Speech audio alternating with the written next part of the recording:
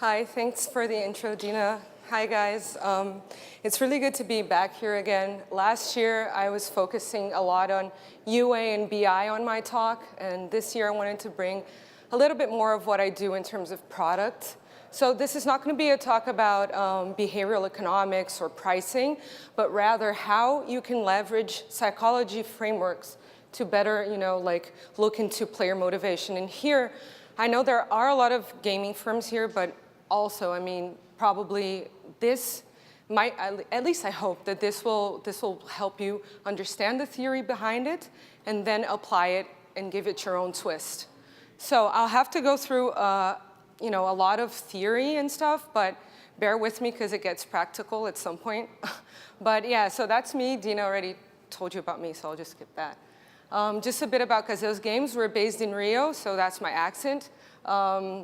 We have over 7 million monthly active users and more than 20 games. And even though we're based in Brazil, we have the US is our main geo, and we're big in Canada and several other countries as well. So we have a worldwide presence. We have offices in Rio and São Paulo, and now currently in Montreal as well. So what I want to put forward today is that we have two big questions that we were trying to answer back at Gazeus. What motivates players towards picking up a game, and what will keep them engaged? We sort of, by reading and of course from my psychology background, I had a hint that these two things would be different. So I'm gladly a lot of people have done their homework, so I could feed off a lot of stuff, but I'll show you pretty much two frameworks that we use and how to apply them. So the first one is the big 5 personality traits. There are lots of personality, just models out there. There's the Myers-Briggs, and the big 5 is one of the most famous ones when you do testing, and several frameworks are based off of that. So this is the big 5. They are pretty much a spectrum. So it's openness to experience, conscientiousness, extroversion, agreeableness, and neuroticism. So this is a spectrum.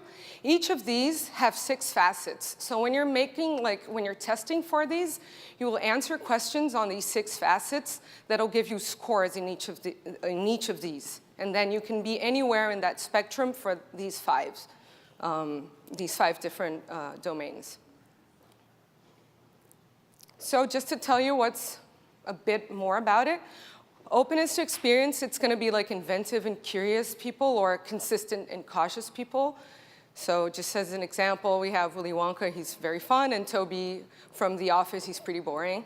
So conscientiousness, so efficient and organized, or easygoing and careless. So again, Monica Geller and Homer Simpson. Homer Simpson could be used in several, always on one end of the spectrum, really. Extroversion, so outgoing and energetic, or just shy and reserved.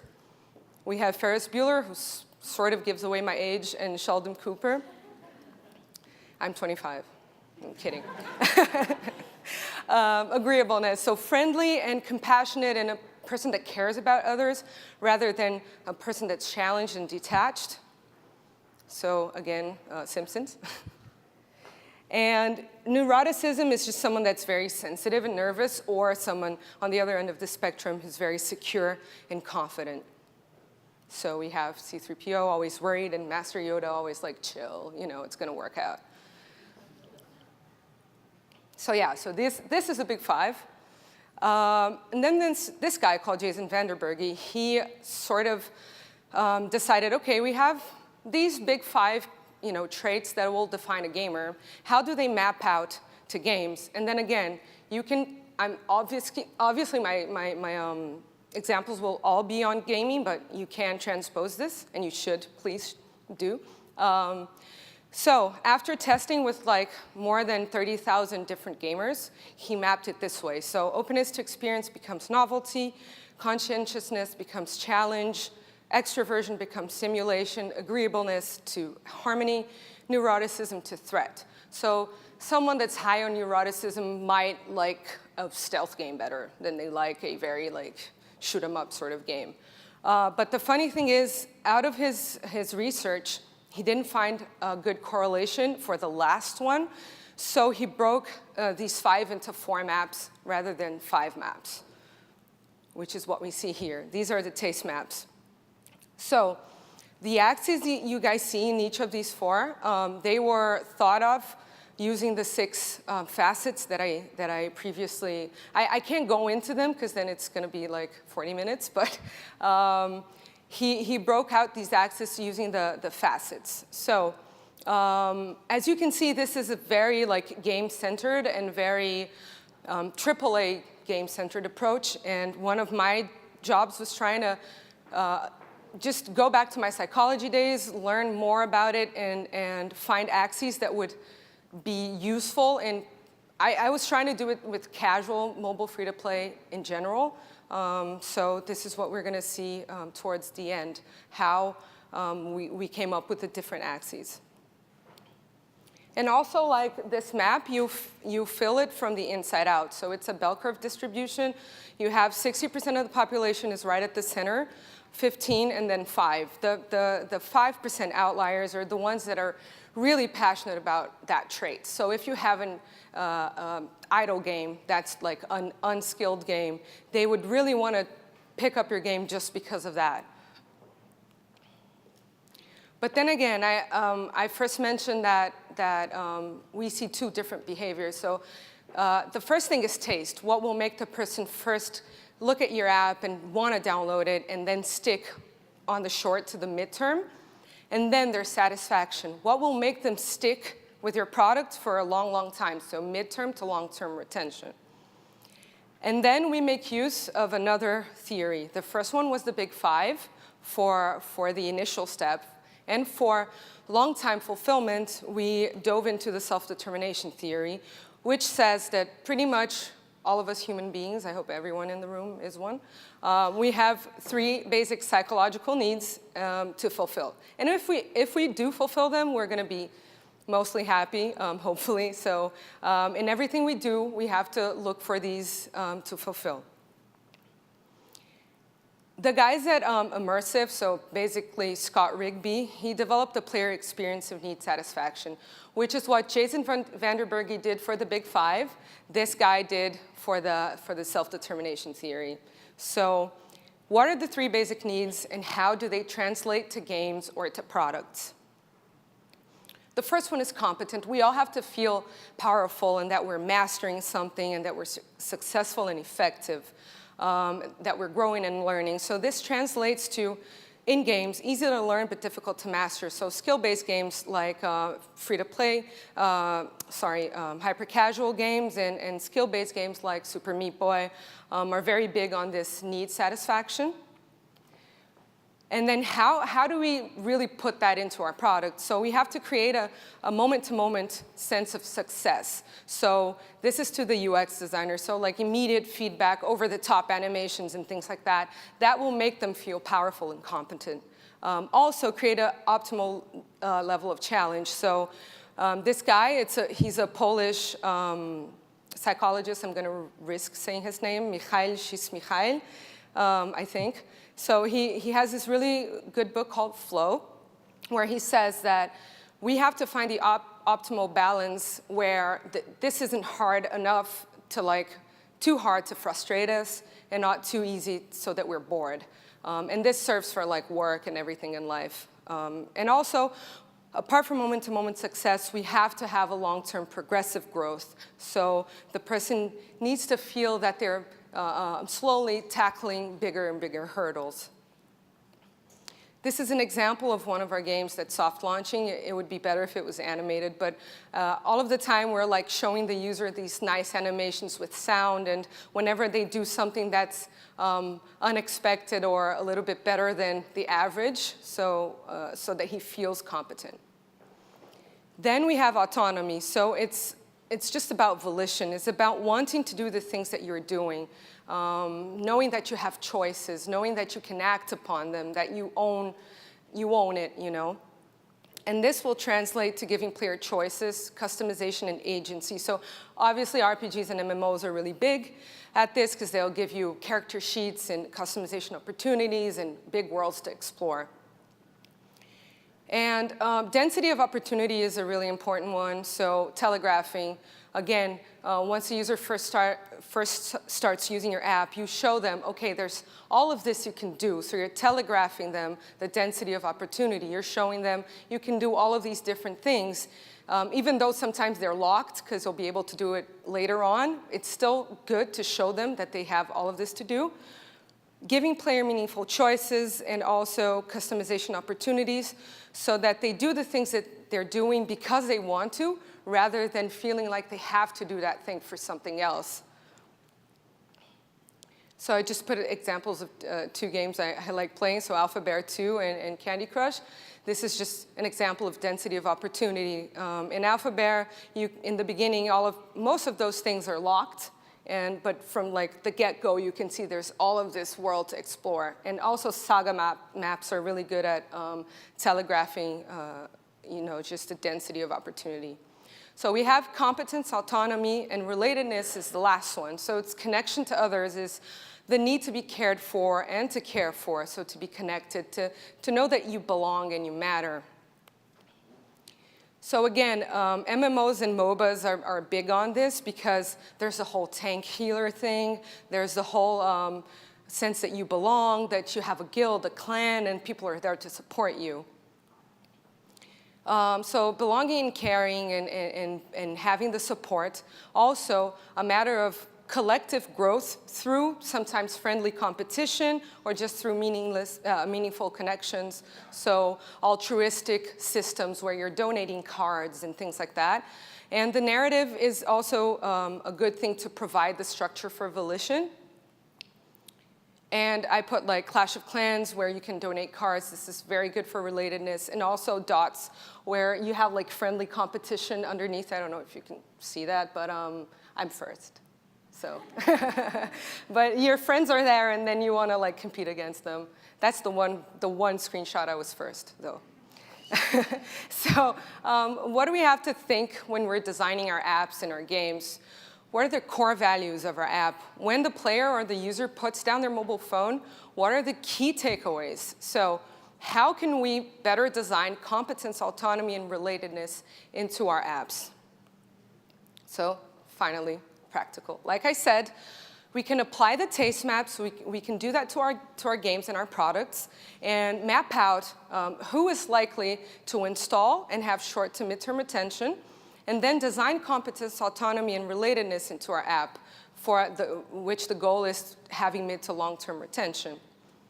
There are several applications. I listed some of them. So in existing apps, the product team can score the app in the maps to help them prioritize next features. You can see that one of the maps is not very filled, so maybe you have to go that way feature-wise.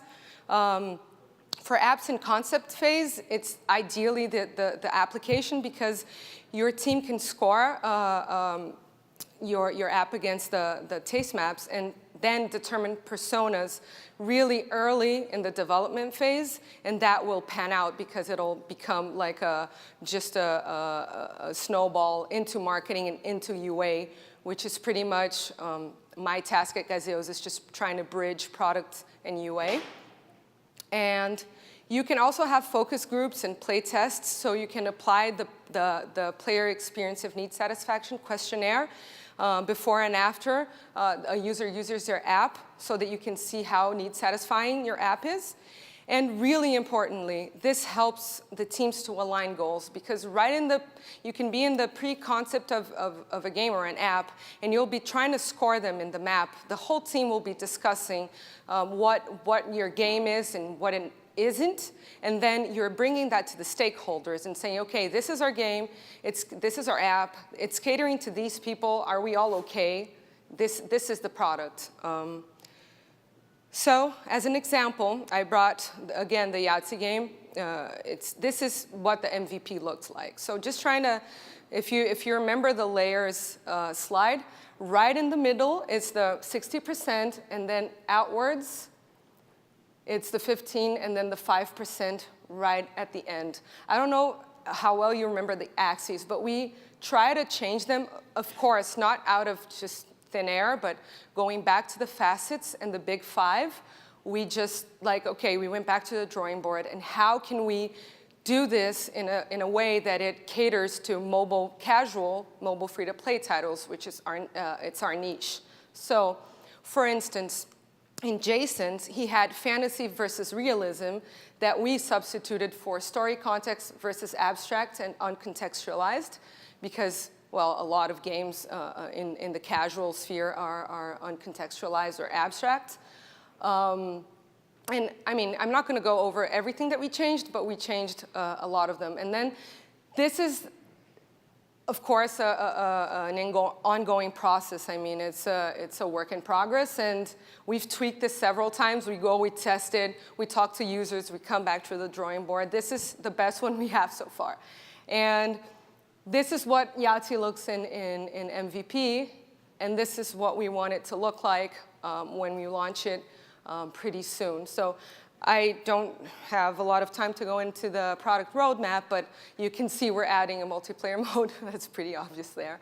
So that will cater to both people that like playing solo and multiplayer. That'll add more thrill to the game as well, because you're competing. And we're gonna add also some like side loops that'll ask for a bit more grinding from the user. And with all these new features, we will have new cool mechanics, and also dive more into the narrative theme. The theme of Yahtzee Party is a party. It's May's 70s theme. So yeah, I mean, the important thing to note here is that you don't have to fill everything. Like maybe Minecraft does, and Zelda Breath of the Wild. Great game.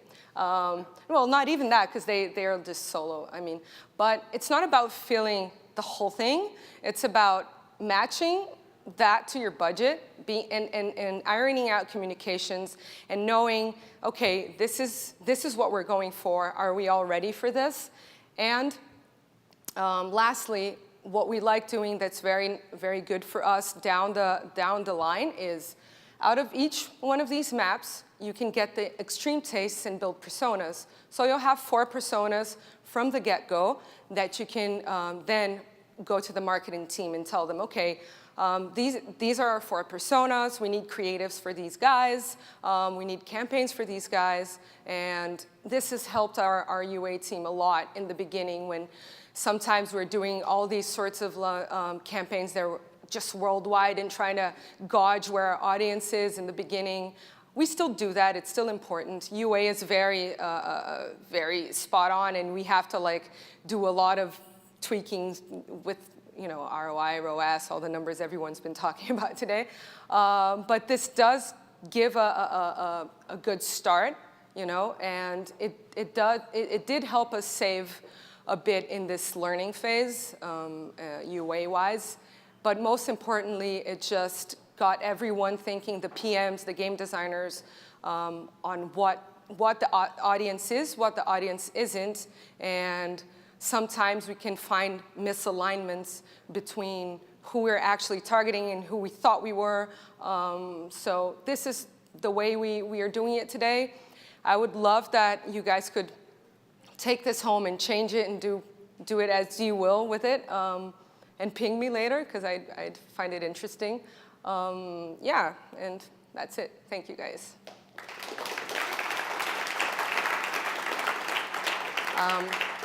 One question. I have time for one question, if anyone has a question. No? Everyone wants coffee? I want coffee too, but I can take one question. No? All right. No? Oh, he does have a question. I'm anxious. I'm sorry. I need coffee. I'm curious. Do you apply those attributes to each user once they fit in one of those? So the personas, do you then assign that persona, and do you keep track of that over time? Yeah.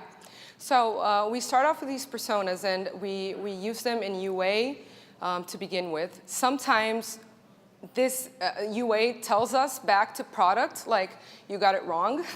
And then we go back to the taste maps and we iterate this, but we do keep track of it. And what we found over time, at least with the UA campaigns, is that We're going to have more stickiness with 1 or 2 out of the 4, but it's an ongoing process where we revisit the map, and marketing and product are always speaking and revisiting. Yep. Okay, thanks, guys.